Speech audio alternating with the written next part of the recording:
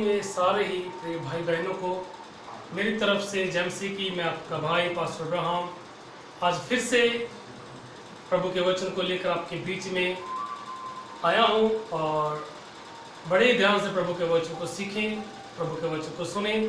आज का वचन आपके जीवनों में काम करेगा और प्रभु का वचन आपको बहुत तरह से आशीष देगा, बरकत देगा।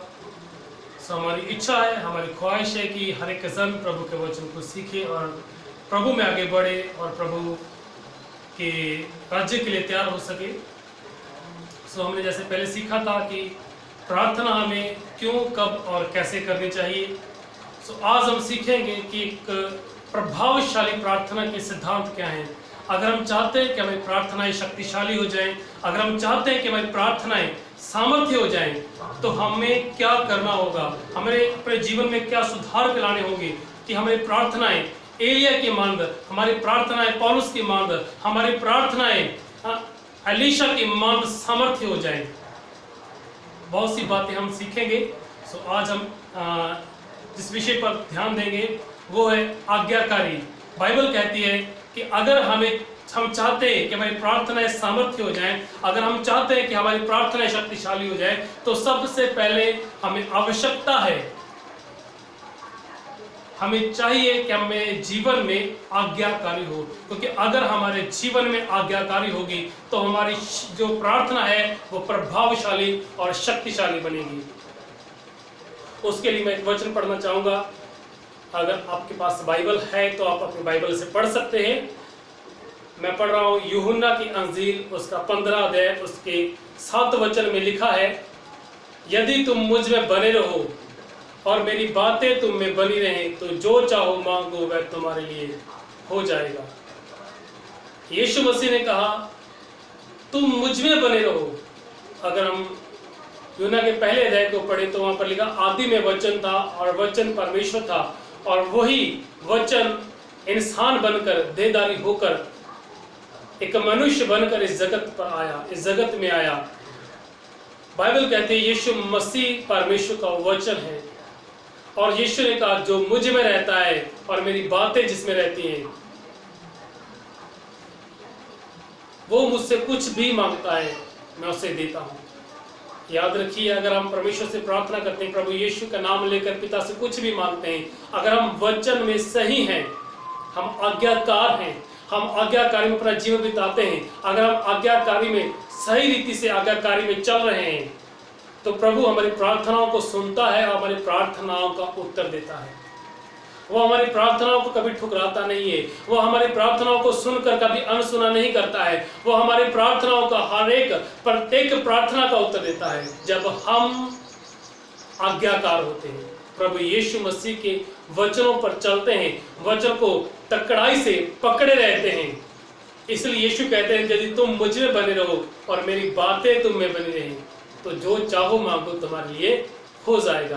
पर आज बहुत से मसीह इस बात को, इस वचन को पढ़ते हैं, बस वो ये पढ़ते हैं कि यीशु ने कहा जो चाहो मांगो वह तुम्हारे लिए हो जाएगा, पर वो इस बात को पढ़ना और सीखना भूल जाते हैं कि यीशु ने यह भी कहा कि तुम मुझ में और मेरी बातें तुम में बनी रही। वो यीशु के वचन में कायम नहीं रहते। आज बहुत से मसीह ऐसे हैं जो वचन में कायम नहीं है, जो वचन में कायम नहीं है, वचन पर खड़े नहीं है, जो वचन के अनुसार अपने जीवन को व्यतीत नहीं करते, वचन के अनुसार नहीं चलते हैं और प्रभु से प्रार्थनाएं करते हैं, दिन रात प्रार्थनाएं करते हैं, बहुत कुछ परमेश्वर से मांगते हैं और कहते हैं कि परमेश्वर से मैंने मांगा पर परमेश्वर से हमें नहीं मिला। याद रखिए, अगर हम मसीह में कायम हैं, अगर हम मसीह में बने हुए हैं, अगर हम आज्ञाकार हैं, तो हम प्रभु से मांगते हैं तो परमेश्वर हमारी प्रार्थनाओं को सुनता है। और मैं एक वचन और पढ़ना चाहूंगा, पहला यूहन्ना उसका अगर 3 अध्याय उसका 22 वचन पढ़े तो वहां पर यूहन्ना कहता है जो कुछ हम मांगते हैं वह हमें उससे मिलता है क्योंकि हम उसकी आज्ञाकारी करते हैं, उसकी आज्ञाओं को मानते हैं। यूहन्ना कहता हम जो मांगते हैं हमें मिलता है क्योंकि हम उसकी आज्ञाओं को मानते हैं। क्या आप परमेश्वर की आज्ञाओं को मानते हैं?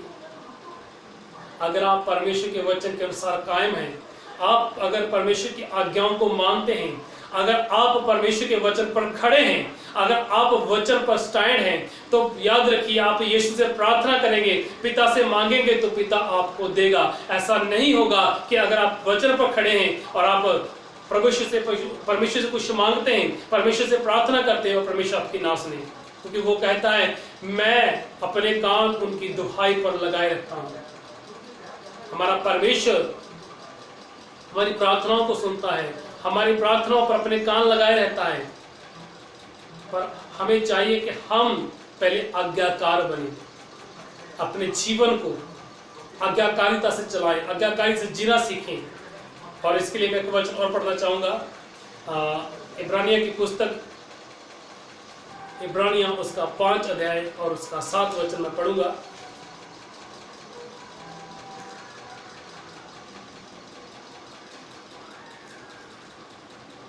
उसने अपनी देह में रहने के दिनों में ऊंचे शब्द से पुकार पुकार कर और आंसू बहा बहा कर उससे जो उसे मृत्यु से बचा सकता था प्रार्थना और विनती की, और भक्ति के कारण उसकी सुनी गई।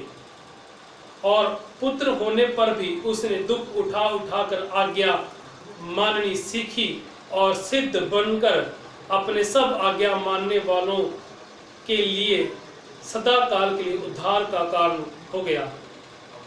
यहाँ पर प्रभु यीशु मसीह के बारे में लिखा है, प्रभु यीशु के विषय में कहा कि जो उसे मृत्यु से बचा सकता था, यानी परमेश्वर जो उसे मृत्यु में से जीवित कर सकता था, लिखा उसने देह में रहते समय आंसू बहा बहा कर पुकार पुकार कर उससे प्रार्थना की, उससे विनती की कि वो उसे मृत्यु से बचाए और मुर्दों में से जिंदा करे। तो बाइबल कहती है आज्ञा मानने के कारण, यहाँ पर मेरे पास जो बाइबल है उसमें लिखा भक्ति के कारण, आज्ञा मानने के कारण उसकी सुनी गई।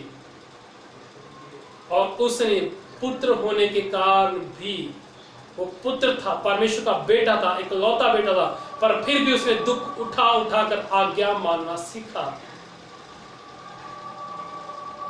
और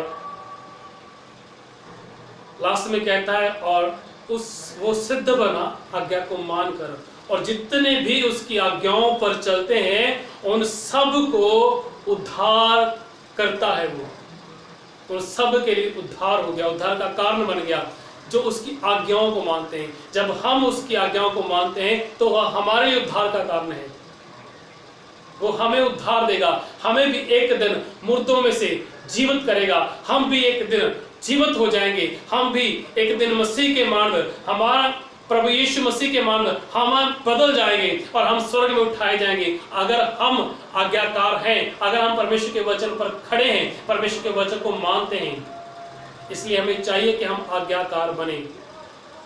आज बहुत से मसीह अपने आप को मसीह कहते हैं, पर वो आज्ञाकार नहीं है, वो आज्ञा में नहीं रहते, आज्ञा में बने नहीं रहते। याद रखिए, जब आप आज्ञा में बने रहते हैं तो परमेश्वर आपके जीवन में अद्भुत काम करता है, वो आपकी प्रार्थनाओं को सुनता है, आपकी प्रार्थनाओं को उत्तर देता है। मैं एक बाइबल में से एक व्यक्ति की उदाहरण देना चाहूंगा, एक और व्यक्ति की उदाहरण देना चाहूंगा जिसका नाम था हिजकिय्याह।